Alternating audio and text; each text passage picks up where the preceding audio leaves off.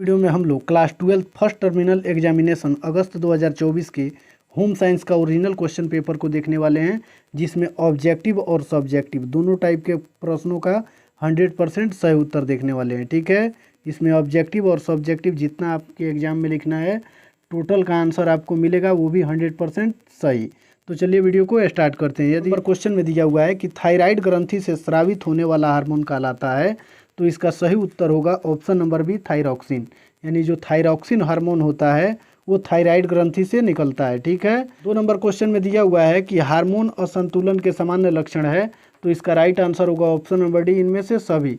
जब शरीर में हार्मोन का संतुलन बिगड़ जाता है, असंतुलित हो जाता है, तो निम्न समस्याएं उत्पन्न होने लगती है, जिनमें पहला नंबर में दिया है पेट में वसा की बढ़ना। तो देखिए पेट में वसा भी बढ़ने लगता है, फिर घबराहट या चिड़चिड़ाहट होने लगती है और नींद आने में परेशानी होने लगती है, नींद जल्दी से नहीं लगती है। तो ये सभी कारण क्या हैं? शरीर में असंतुलन यानी असामान्य रूप से हार्मोन का निकलना हो जाता है। ठीक है, यानी उसके संतुलन बिगड़ जाते हैं, तो ये सभी समस्याएं उत्पन्न हो जाती है। चलिए फिर 3 नंबर क्वेश्चन को हम लोग देखेंगे। 3 नंबर क्वेश्चन में दिया हुआ है मानव शरीर का सबसे बड़ी ग्रंथि निम्न में से कौन है? तो इसका सही उत्तर होगा ऑप्शन नंबर ए, यकृत। यानी मानव शरीर का सबसे बड़ा ग्रंथि यकृत है, लीवर है। नंबर क्वेश्चन को देखेंगे, महिला के अंडाशय में क्या बनता है? तो इसका सही उत्तर हो जाएगा ऑप्शन नंबर ए, अंडाणु। महिला के अंडाशय में अंडाणु बनता है। फिर 5 नंबर क्वेश्चन को देखेंगे, निम्न में से कौन पुरुष का जनन तंत्र का भाग नहीं है? तो इसका राइट आंसर हो जाएगा ऑप्शन नंबर डी, अंडाशय। अंडाशय जो है वो पुरुष का जनन तंत्र का भाग नहीं है, महिला के जनन तंत्र का भाग है। चलिए फिर आगे वाला क्वेश्चन हम लोग देखेंगे। हुआ है कि कौन सी ग्रंथि मास्टर ग्लैंड कहलाती है? कौन सी ग्रंथि मास्टर ग्लैंड कहलाती है? तो इसका राइट आंसर हो जाएगा ऑप्शन नंबर ए, पीयूष ग्रंथि। ठीक है, जिसे पिट्यूटरी ग्रंथि के नाम से जाना जाता है।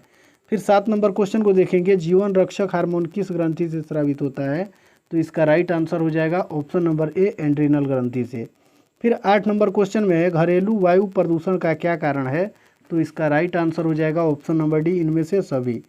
चलिए देखेंगे 9 नंबर क्वेश्चन में दिया हुआ है कि निम्नलिखित में से कौन व्यक्तिगत स्वच्छता के अंतर्गत नहीं आता है? तो इसका राइट आंसर हो जाएगा ऑप्शन नंबर सी, प्रत्येक उपयोग के बाद कपड़े धोना। ठीक है, ये व्यक्तिगत स्वच्छता के अंतर्गत नहीं आता है। फिर 10 नंबर क्वेश्चन को देखेंगे, रसोई घर के कचरे के लिए किस रंग के कूड़ेदान का प्रयोग करना चाहिए? तो इसका राइट आंसर होगा ऑप्शन नंबर डी, हरा। यानी रसोई घर में जो कचरा होता है और उस कचरे को जिस कूड़ेदान में डाला जाता है, उस कूड़ेदान का रंग कैसा होना चाहिए? हरा होना चाहिए। चलिए फिर 11 नंबर क्वेश्चन को देखेंगे, WHO ने हाथ धोने के कितने चरणों की अनुशंसा की है? तो इसका राइट आंसर हो जाएगा ऑप्शन नंबर सी, 6। चलिए फिर आगे वाला क्वेश्चन हम लोग देखेंगे। 12 नंबर क्वेश्चन में दिया हुआ है कि कितनी बार दांतों को ब्रश करना चाहिए? तो इसका राइट आंसर होगा ऑप्शन नंबर बी, दिन में 2 बार।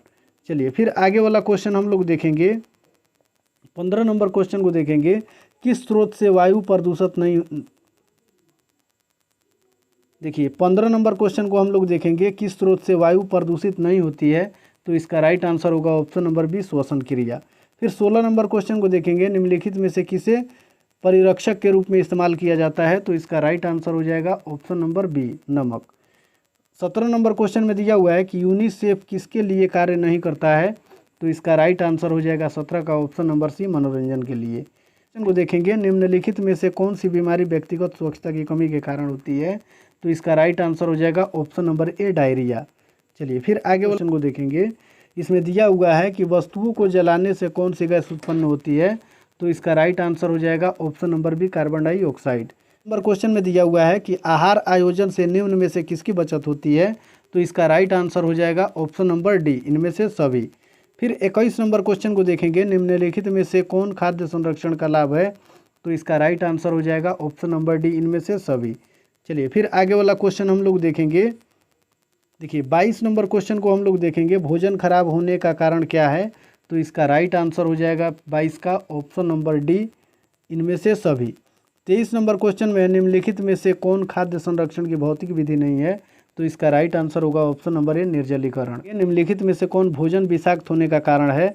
तो इसका राइट आंसर होगा ऑप्शन नंबर डी, इनमें से सभी। चलिए फिर आगे वाला क्वेश्चन हम लोग देंगे, निम्नलिखित में से कौन खाद्य पदार्थों की मिलावट का पता लगाने की विधि है?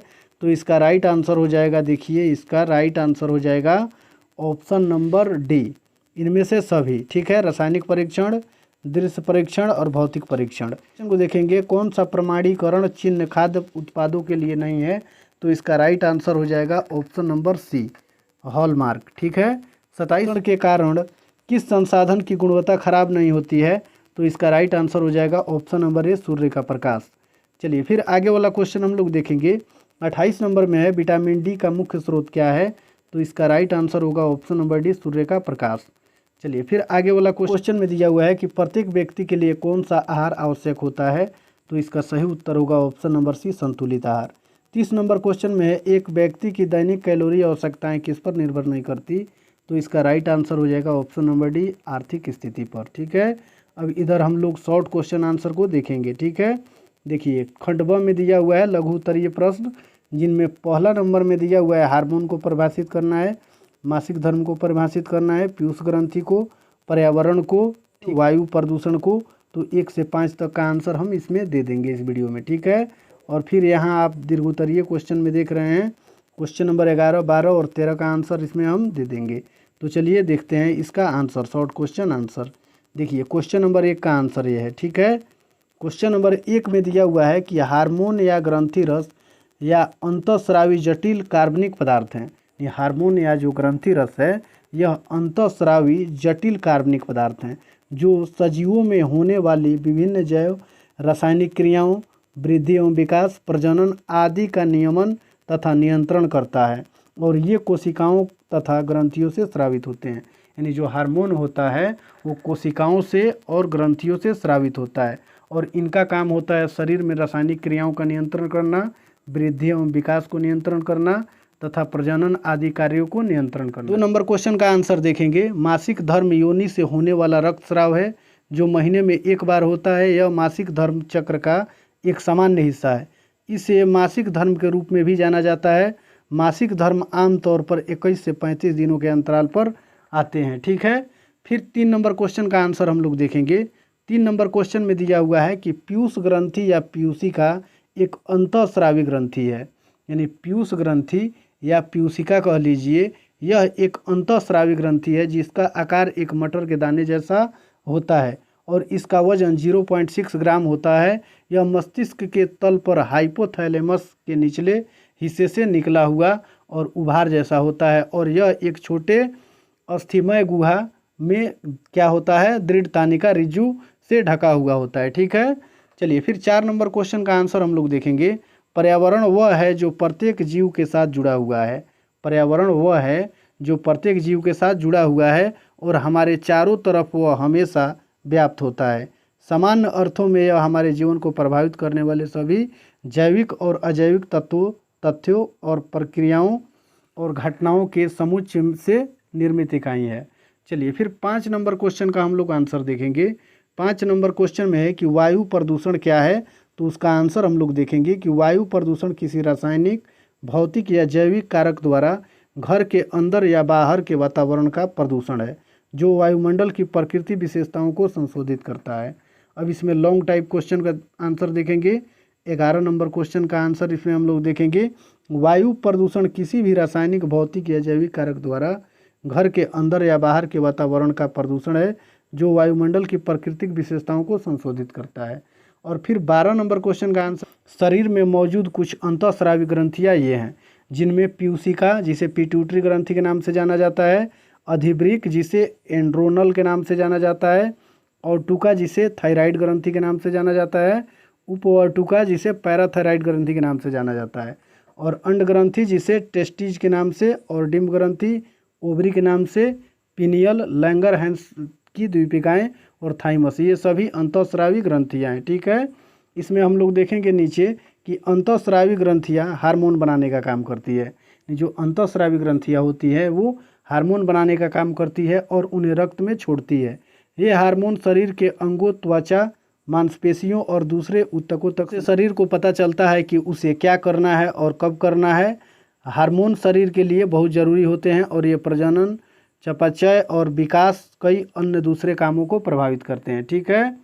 चलिए फिर 13 नंबर क्वेश्चन को हम लोग देखेंगे। भोजन का हमारे जीवन में बहुत महत्व है क्योंकि यह हमें कई तरह से फ़ायदा पहुंचाता है।